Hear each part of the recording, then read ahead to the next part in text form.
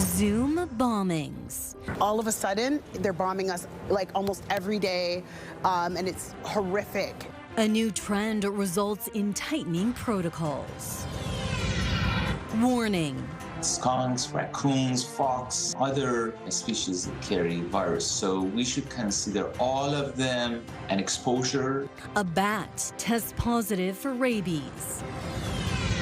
And summer in the city. It's great to see that energy. Bringing Windsor's core to life.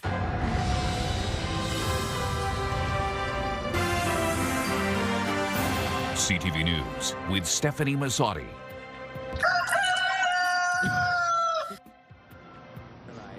Who hasn't had a virtual meeting interrupted, sometimes by a silly sound just like that? In the 5 years we've come to rely on video call platforms, but sometimes it's not a laughing matter.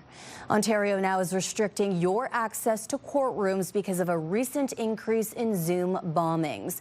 Michelle Molesky joining us tonight with our top story. Michelle. Yeah, Stephanie, as you know, ever since 2020, Zoom has been a lifeline to keeping the wheels of justice moving during the pandemic. Now, 5 years later, it's still in use in nearly every case, but it's not just legitimate use. There are people disrupting hearings here in Windsor, and the ministry is clamping down. Britt LaRue was reading her victim impact statement when court was Zoom bombed. Genitalia was in the courthouse. That's wild. An unwelcome participant posted a pornographic video with sound for all to hear and see. The man accused of criminal harassment was being sentenced. And I had to sit there while the court figured out what to do in that moment. And it was very uncomfortable being that close to him for that long and just sitting there. All of a sudden, they're bombing us like almost every day, and it's horrific. Criminal defense lawyer Patricia Brown has had her own hearings derailed by offensive language and comments. They're essentially kind of taking over the court. It's extremely distracting. It causes a lot of disruption. Citing a, quote, notable rise in Zoom bombings of Ontario court proceedings, the Ministry of the Attorney General announced this week the public will no longer have access to Zoom links. If the public would like to attend, they will be required to do so in person, the Assistant Deputy Attorney General wrote in a memo to court staff. Victims or complainants can get the links from the Crown's office or the witness assistance social workers. The media will have to formally request links going forward. And then each participant will have to identify themselves before being permitted access. This is a tedious process to identify each and every person that wants to be a participant and wants to come into the courtroom. But it's one Brown says is important because Zoom can be useful to protect victims and witnesses from the stress of being in person. It kind of turned into a way that people knew they could victimize victims all over again. And that I'm glad the court stepped in to do something for that. The ministry has also updated their Zoom bombing reporting tool to make it easier and faster for court staff to report and shut the link down if someone breaks the rules. Anyone who doesn't identify themselves will be left in the Zoom waiting room for the duration of the court proceeding. And Steph, to reiterate, this is effective immediately. And it's a good thing. Yep. Okay, thank you for this. To Chatham, Kent, where 5 people are facing a dozen charges after a police drug bust. Officers seized nearly 300 grams of fentanyl, along with cocaine, meth, packaging materials, and cash in raids on Wednesday. The 3 women and 2 men, aged 32 to 53, are charged with trafficking and breaching court orders. Police say the drugs have a street value of $64,000. Windsor police have arrested 2 men in their 40s after a home invasion and knife point robbery earlier this month. Investigators say the pair broke into a home on Northway Avenue around 2 a.m. on July 5th, demanding phones and electronics from sleeping residents. No injuries were reported. And separately, police are warning about 2 contractor scams that appear to target seniors. In one case, an elderly woman was driven to the bank twice by a man calling himself Mark Bignam to withdraw $13,000 for roofing work. In another, a man lost $10,000 to a similar crew in a gray pickup truck. Police say the suspects used high-pressure tactics, then disappeared. Full details on both cases are on our website. Two women were taken to hospital after being hit by a vehicle in East Windsor yesterday afternoon. Police say a northbound driver on Princess Avenue was turning onto Tecumseh Road East around 4:30 when the pair were struck in the crosswalk. One woman's injuries were first considered life-threatening but were later downgraded. The driver stayed at the scene. The area was closed for several hours during the investigation. Unrelated to that investigation, but simultaneously, more than 14,000 people in East Windsor were left in the dark with the lights going out shortly before 8. Enwin says a cable fault at the Lozon transformer station is to blame for the widespread outage. Crews managing to get power back to most customers within an hour, with full restoration by 10 p.m. Now, know someone interested in the vacant seat on Windsor City Council? Well, starting Monday, they can officially throw their hat in the ring. Would-be Ward 2 candidates have until September 12th to throw their name into the ring, with the by-election set for October 27th. Nomination forms will be available at City Hall, and you'll need $100 and proof you meet eligibility rules. Advance voting is locked in for October 17th and 18th at Campbell Baptist Church. Meanwhile, City Hall is still juggling hockey and figure skating schedules after a fire damaged a key rink at the WFCU Centre. What that means for the 2025-26 season is at CTV News Windsor.ca. A major U.S. tech company is setting up shop in Tecumseh with big plans to invest.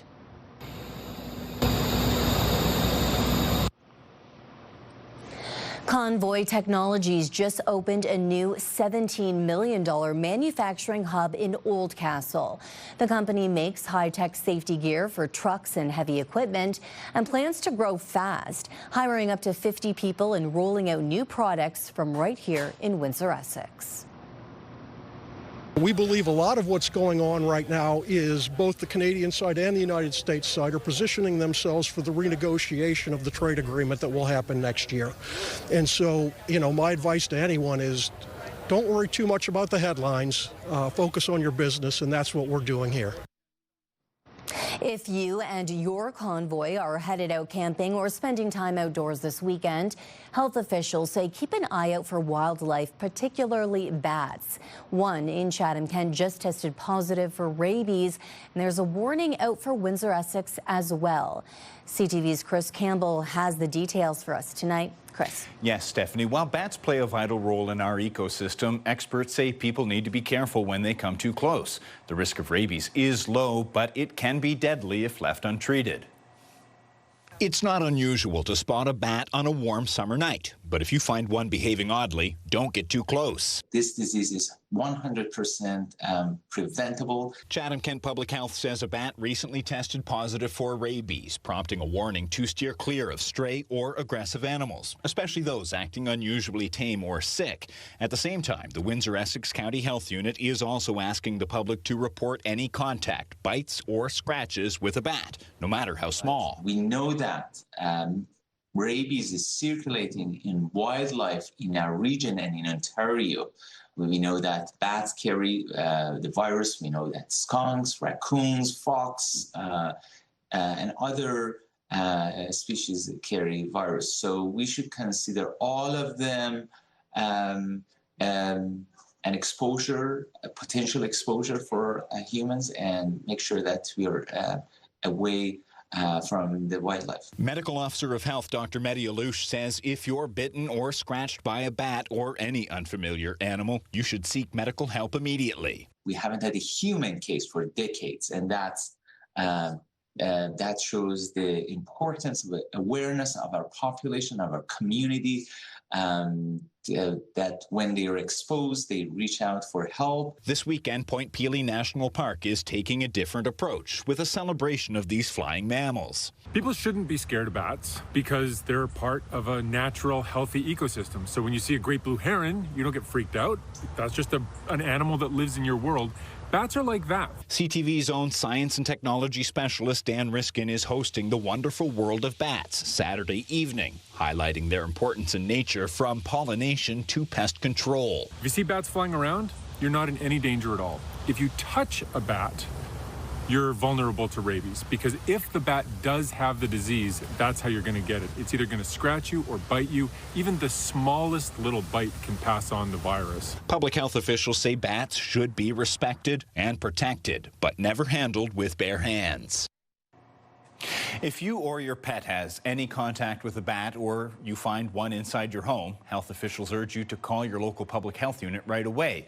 And if you're headed to Point Pelee on Saturday, the bat talk begins at the visitor center at 7:30. Stefanie? Okay, good to know. Chris Campbell tonight. Thank you for this. CTV meteorologist Gary Archibald joining me now for a first look at the weather from the top of the Bell Building tonight, where it's going to be clear, calm, and cool. Generally speaking, right across the board, you are correct, Stefanie. Good evening, folks. Beautiful day. Just gorgeous. Air quality has improved drastically. The reach of this ridge of high pressure is extensive. Much of the lower Great Lakes Basin, southern Ontario in its entirety has enjoyed temperatures that have been slightly below seasonal, clear sky for the most part, fair weather cloud, and it's just been comfortable. Humidity has been kept in check. So 24, 25 degrees today is a high, felt like about that. Maybe a degree or two above, but no more. Different story for the weekend. I'll talk about showers, about humidity, about heat, all of it for the weekend, Saturday and Sunday coming up. For now, I'll send it back inside. And if you're hoping to swing by a local beach between showers this weekend, you might want to check the water first. The health unit's latest testing has shut down Holiday Beach in Amherstburg after E. coli levels surged above 1,000. Swimming's also not recommended at Cedar Island, Colchester, and Seacliff beaches.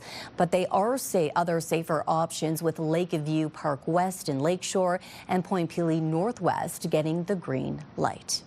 Now, these beach warnings aren't just a formality. One Ontario teen learned that the hard way.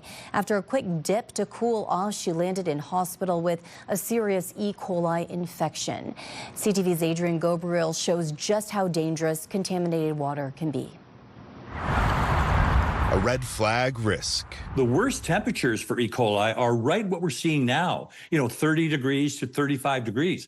With a heat warning in place for parts of Ontario, Quebec, and eastern Canada, cooling off in the lake can at times pose a shocking health risk. I was bleeding. I couldn't keep anything down. I ended up throwing up and then running to the bathroom every 5 seconds. Lindsay Page ended up in hospital for 10 days this month after a visit to Nickel Beach along the Ontario shores of Lake Erie. We just kind of went in the water a couple times to cool off. I was about up to just under my chest area, I was right here. While the beach she visited wasn't closed due to E. coli at the time, the 17-year-old was still diagnosed with an E. coli infection. Her doctors believe she was infected while swimming in Lake Erie. They said I could feel the symptoms for up to 6 weeks. While the beach Page swam at remains open today, across the country from Vancouver to PEI, multiple waterways from coast to coast are closed due to high E. coli levels. Warm summer weather across parts of the country is a contributing factor. Almost an incubator for E. coli to reproduce and cause problems for swimming holes, for lakes. Multiple studies have raised concerns about water safety tests on E. coli, often taking too long to alert the public of unsafe levels. I really think it's important to keep up with the E. coli management. One sure sign of dangerously high E. coli levels is a red flag like the one behind me. As for the heat wave, well, it's already lifted for here in southern Ontario. It's expected that by tomorrow, Quebec will get some reprieve, and by Monday, Atlantic Canada will be released from the sizzling summer temperatures. Adrian Gabriel, CTV News, Toronto. From water you shouldn't jump into to a fountain folks can't stay out of. Windsor's new City Hall Square is making a splash in its first week. And as CTV's Bob Belichico shows us, it's just the beginning. You can see behind me, every day, people are out here enjoying the facility, enjoying the features that we have out here. Kids playing in the fountain, jumping out of the water. City Hall Square is a community gathering place that has been used frequently since its launch 5 days ago. It's not just a fountain, it's not just a splash pad, it's not just an ice rink. That's right, the city has created activations for children. An event celebrating dogs is coming up this weekend. And hey, bring a lawn chair because there will be music in the square every Friday from now until October 31st. We are coming up with activations, whether it's the stuff we do with the kids during the day or it's our evening entertainment, like the Live at the Square free concert entertainment that's coming up. We want to bring people back downtown. Showtimes and musical acts can be found on the City of Windsor website. Events like Live at the Square bring people downtown who may venture off into the core. Now, there are a lot of these type of events coming up this summer, and that excites business owners. It'd be great if we did it, 5 days a week. Dwayne Chouinard, owner of Eastwoods, gets traffic from the casino and Macassa Bay and appreciates any event or activation the city initiates downtown. Restaurants, bars, stuff like that. Anytime there's any type of event of whatever it is, it just brings a lot of people to the downtown core. Kevin DiNardo is bringing an outdoor pole vaulting event to the riverfront July 25th and 26th. It's always good to take some of the events outside of the stadium, put it into an atmosphere where there's going to be general population to get them a little bit more of an experience of, track and field events that they might not see. Border City Boxing held an event on the roof of the Palisha parking garage last weekend with many staying downtown after the show. It was incredible.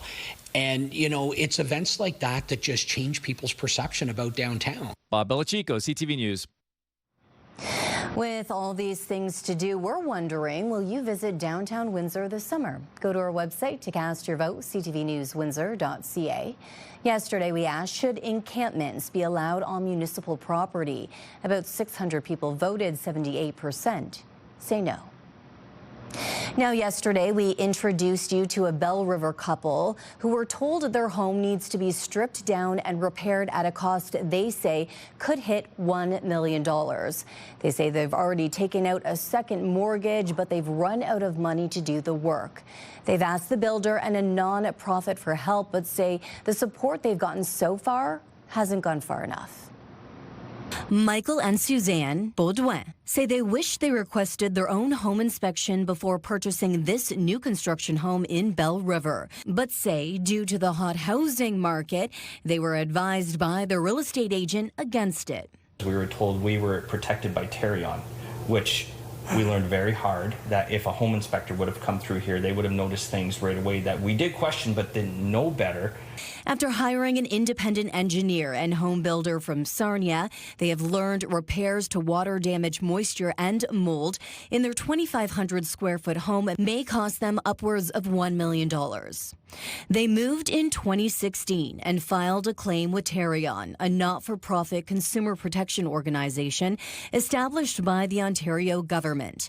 Tarion promises to protect new construction home buyers with a 7-year warranty. It was a big fight to get them to help with us. Tarion ordered the home builder Everyoung Homes to make some repairs. They were not fixed adequately. In 2019, Tarion provided $53,000 after a second warranty claim, money the Baudouins used to fix a major leak. Tarion tells CTV News the homeowners reached out again in 2021 about filing a major structural defect form but never completed it.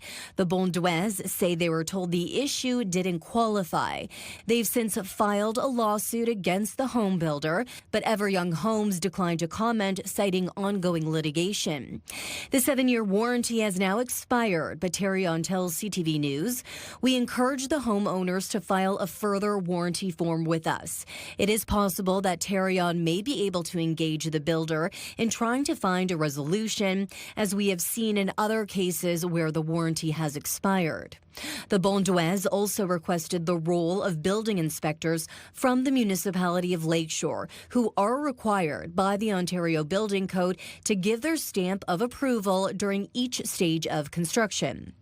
When questioned about the roles and responsibilities of the municipality to ensure windows, doors, and the envelope membrane of the house are waterproofed, officials say in part, at this time, the municipality of Lakeshore has not been contacted by the property owners to review or discuss the building permit process. And certainly a home is for most families, it's the largest purchase you ever make, and it's a financial drain on you.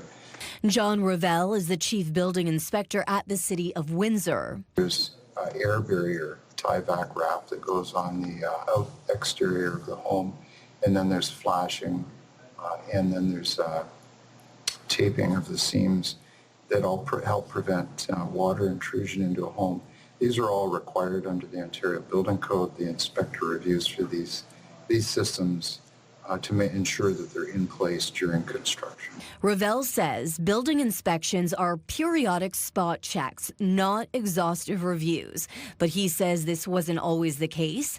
Over the last 20 years, there have been a drastic decline in licensed building inspectors across the entire province. He says today it falls on the shoulders of home builders to ensure proper installation and the homeowners thereafter to maintain. As for where things stand today, a last plea for help to Everyoung. Be a man of your word. Just stand by your product and fix it. That's all we've ever asked. Still ahead on Windsor's news leader, a major Supreme Court ruling is changing how young offenders are sentenced in Canada. Monday, we all hope our prescriptions will always be in stock when we need to pick them up. But local pharmacies say shortages are getting harder to ignore. That's Monday at 6 on CTV News.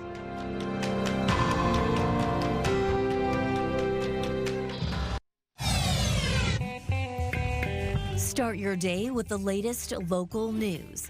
By signing up for our newsletter, you'll get direct local content straight from CTV Windsor to your inbox, including top stories, the forecast, and videos.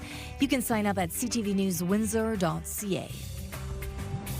The Windsor-Essex County Humane Society is at full capacity, and that's putting pressure on rescue efforts across the region.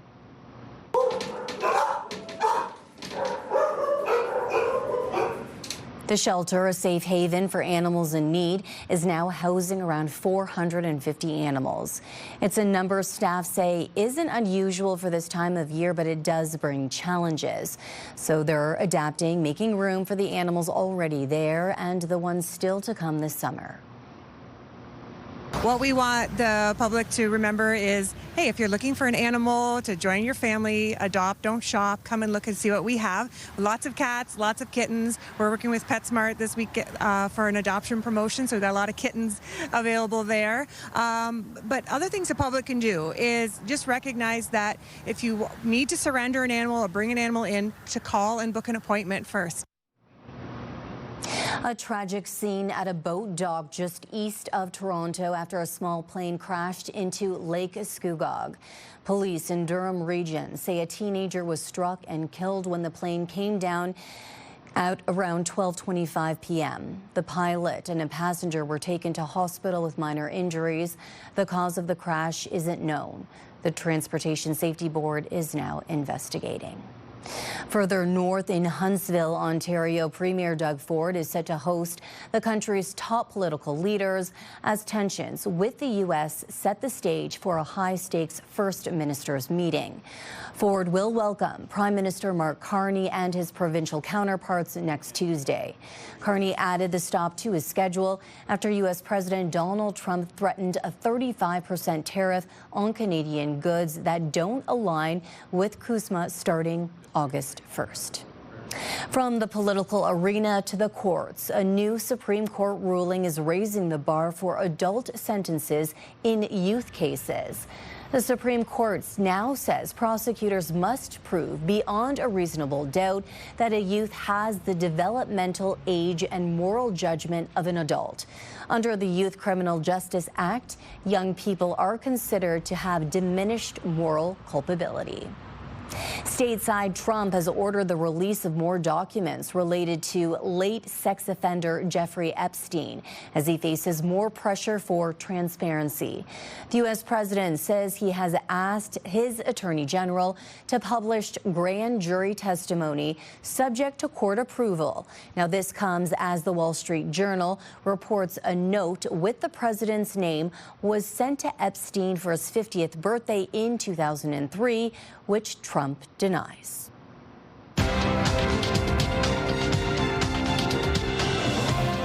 Losses in industrial stocks weighed on the Toronto market as Canada's main stock index finished lower.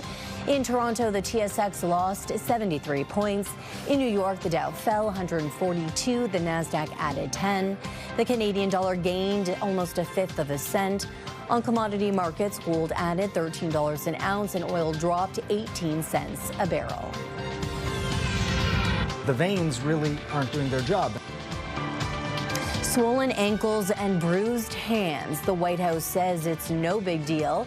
But ahead on CTV News, doctors weigh in on Trump's health.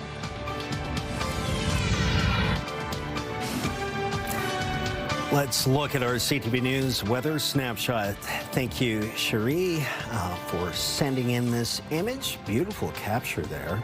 Just ahead, will pleasant and beautiful, comfortable weather continue into the weekend? I've got the answer next on CTV News Windsor.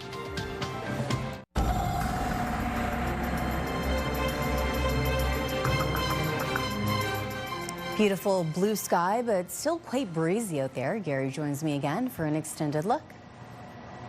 Love the blue sky. Temperatures suppressed today and actually below seasonal. That's why it's been so comfortable. A nice break from the routine of late, with temperatures being well above seasonal. And add to that the high humidity levels that have made it feel sauna-like outside, reaching a high of 25 degrees today. The low so far also below seasonal.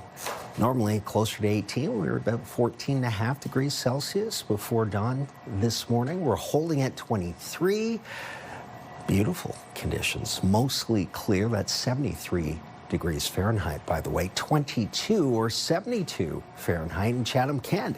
We are looking at lower 20s across the Great Lakes. That is a huge departure from, well, the last several days.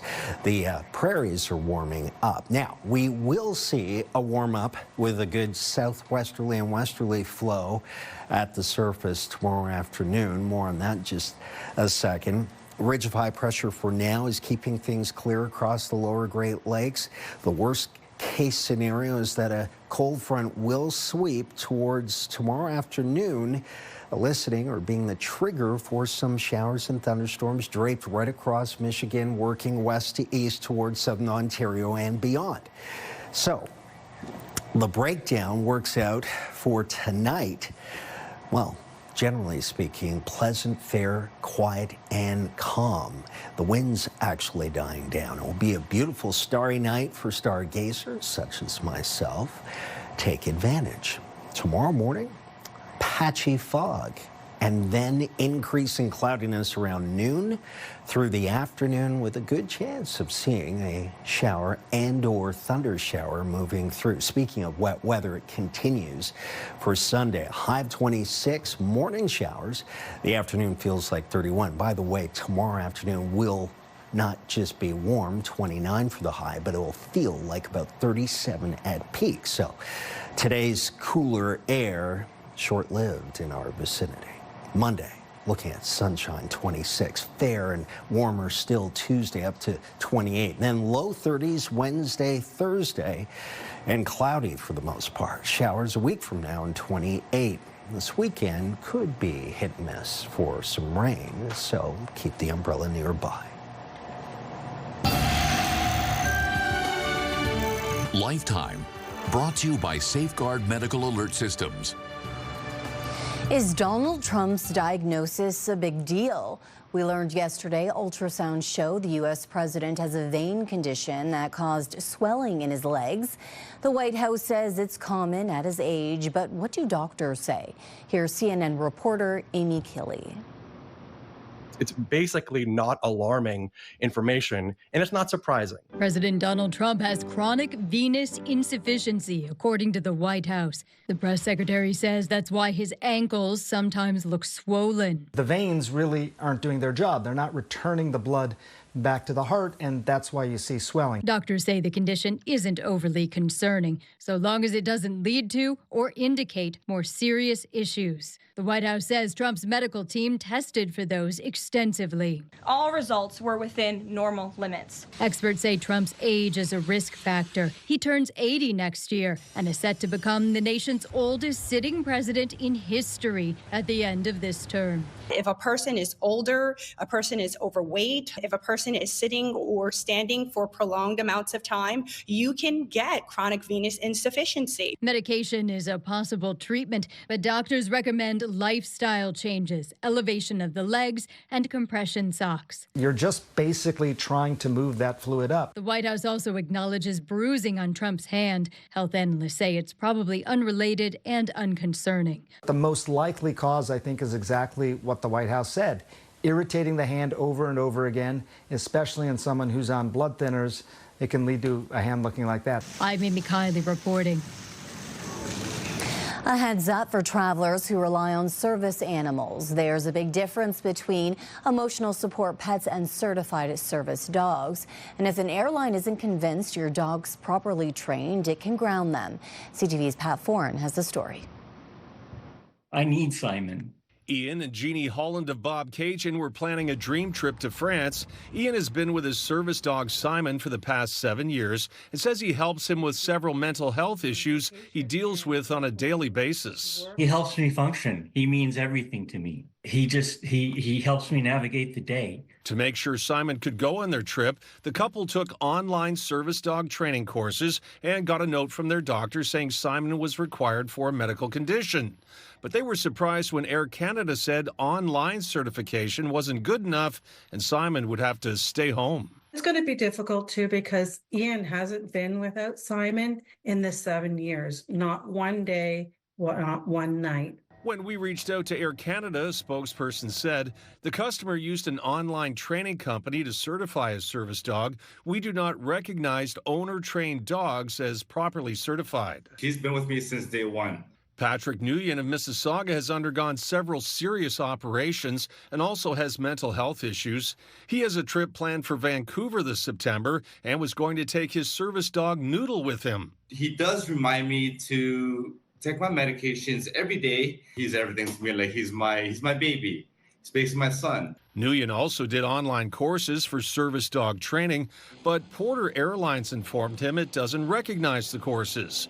A spokesperson told CTV News, a service dog is one that has been individually trained by an organization or person specializing in service dog training. Nguyen says the online training was good enough for other airlines, which allowed him to fly with Noodle as a service dog. He says without Noodle by his side, he'll cancel his trip. I can't travel without my service dog. I cannot. The Hollands decided to move forward with their trip to France without taking Simon, but had concerns about how it would go. It just brings me to tears just to think that both of them will have to be without each other, and it breaks my heart. Pat Foran, CTV News.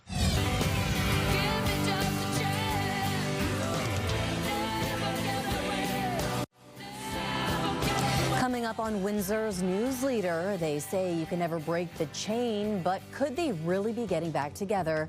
That's ahead. Pure Country 89, Windsor's country music station. Pure access to the biggest stars and the hottest songs. Download the free iHeartRadio app to listen to Pure Country everywhere.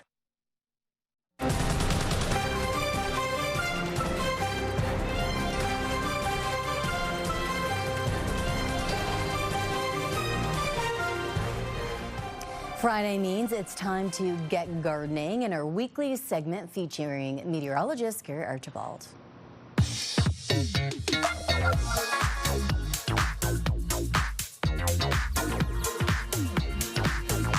So we have here an example of a disease that's fairly new to our area. Maybe the last 6 to 8 years has become more problematic, and it's called hair trellis rust.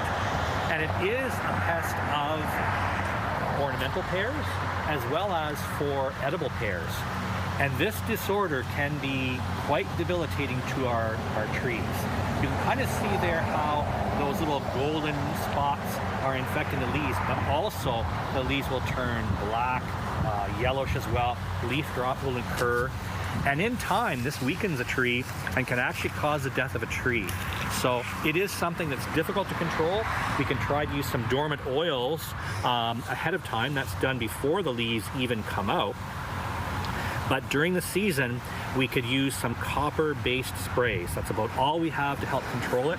The problem there is they rinse off very, very easily with a rain, and so we need to apply them almost every 1 to 2 weeks throughout the early part of the growing season to protect the leaves. Even with that, we're probably going to find the control is still very limited. So try to keep your ornamental and edible pears in good open spaces and lots of sunshine, air circulation. That's about the only thing we do. Keep them healthy. Thanks for the tip. Sandy McDonald, Gary Archbold here with Get Gardening. Remember, 10400, text us at that number if you'd like us to visit your abode and talk all good and bad green things.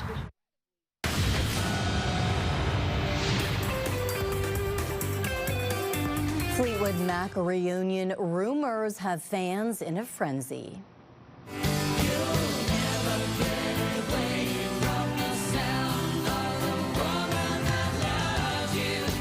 Stevie Nicks and Lindsay Buckingham posted corresponding song lyrics on Instagram, fueling speculation. The former couple have long had a contentious relationship, and Buckingham has blamed Nicks for kicking him out of the band back in 2018. Nicks had previously said it would be hard to do a reunion without Christine McVie, who died in 2022. Now, out and about this weekend, if you see something interesting or have a story idea we should know about, text us at 10400. You can even send photos or videos right from your phone. I like you. Unscripted, unpredictable, and unapologetic. Wake up with Hannah and Johnny on 93.9 Virgin Radio. This is your CTV Windsor Our Community Calendar. Join us for the most unique run walk in our area. Sunday, July the 27th, the Run with Responders 5K celebrates and honors our local first responders. See you next time on Our Community. It's time to check in on what's happening now with Melanie Kentner. And Melanie, another perspective on losing public access to virtual court. Stefanie, defense lawyer Patricia Brown says this is a necessary step to protect the court process. However, Brown acknowledges it's a situation where bad actors ruin a good thing for others. Public Zoom links had been used by law students who seek to gain valuable real-life experience in their chosen field. Now they won't be able to dial in. They'll have to physically go to court, just like the rest of the public. This is an educational opportunities for students to participate in, even general members of the public who have an interest in a particular case and proceeding to just observe. They're going to lose that because of a group of individuals that just simply don't respect our courts and our court process. We've got more details on Zoom bombing at ctvnewswindsor.ca. And we've also got a list online, Melanie, for anyone looking for weekend plans. Yes, Windsor Essex is buzzing with events this weekend.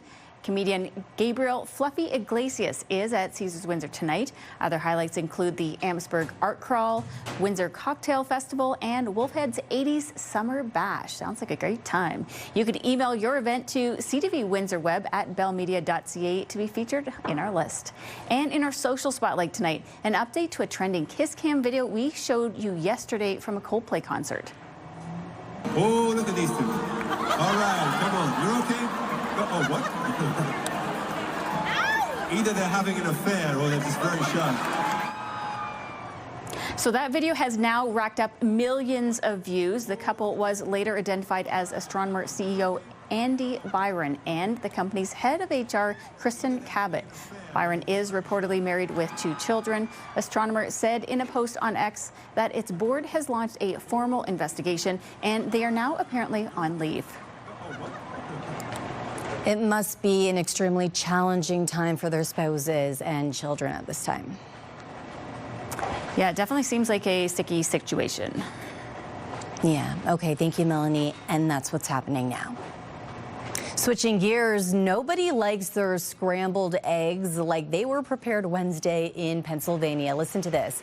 According to city officials, a truck hauling a dump trailer spilled approximately 20,000 eggs. To make matters worse, these eggs were rotten. The truck was taking the eggs to a mulch facility when it spilled its load at 2 separate locations.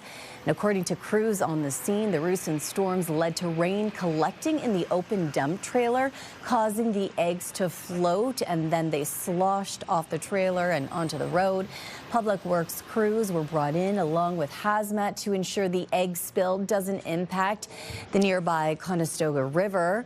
Roads were closed as crews cleaned up this mess. He could not walk out the bathroom door. He could not walk barely to his litter box.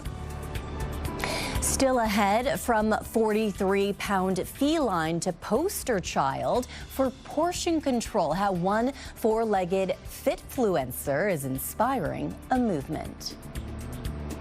The latest news to start your day. Interviews, conversations with the top officials, the difference makers, and personalities in Windsor, Essex. Only on Windsor, Essex #1 morning show. It's Mornings with Mike and Meg on AM 800.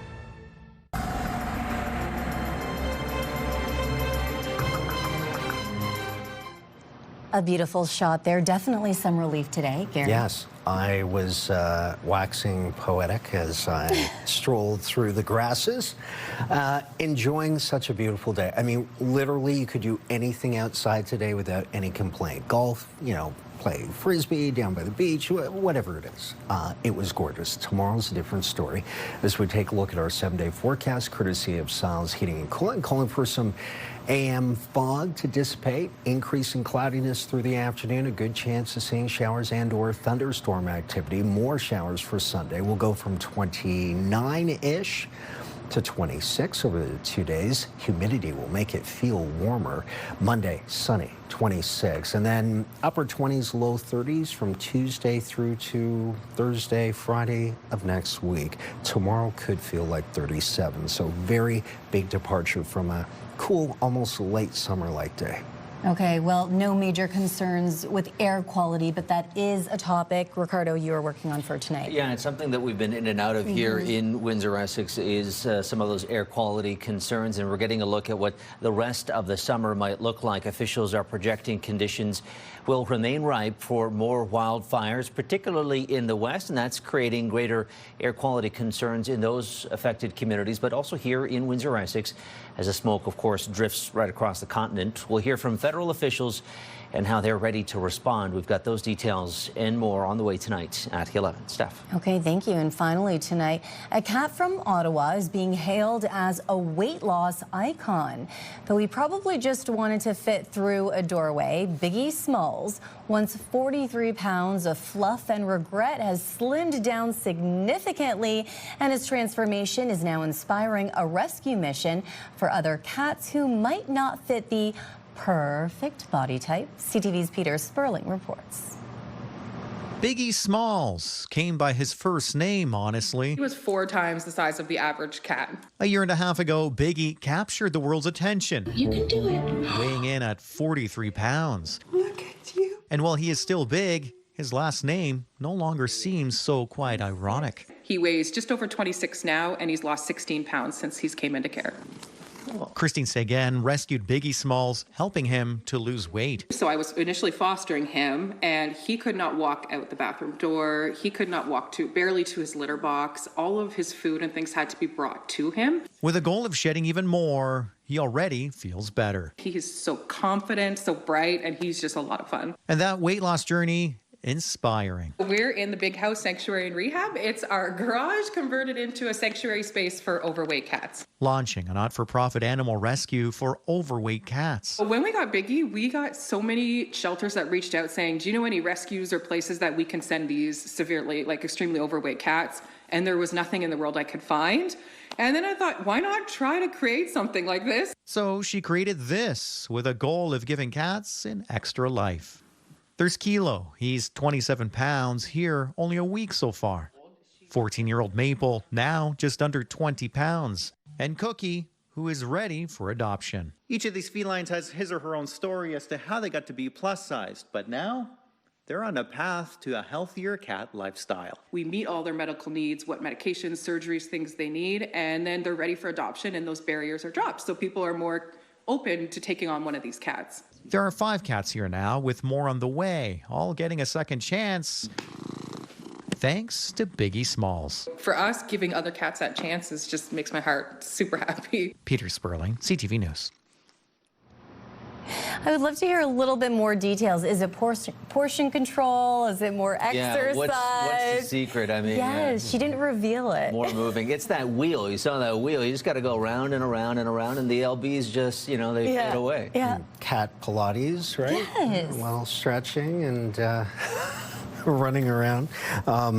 I'm sorry, Biggie Smalls. I know, great names, great names. I think the other one was Kilo. Love it. Yeah, the other cat. Yeah. It's Biggest Loser Cat Edition. That's what we're watching right there. I want to see the weigh-in for that. Yes. What weighs more, the cat or the hairball? That's what you got to find out. Exactly. On behalf of our dedicated team here at CTV News Windsor, thank you for watching. For updates throughout the evening, go to ctvnewswindsor.ca. And I'll see you again tonight at 11 for, of course, Late Look at local news. Good night. Good night.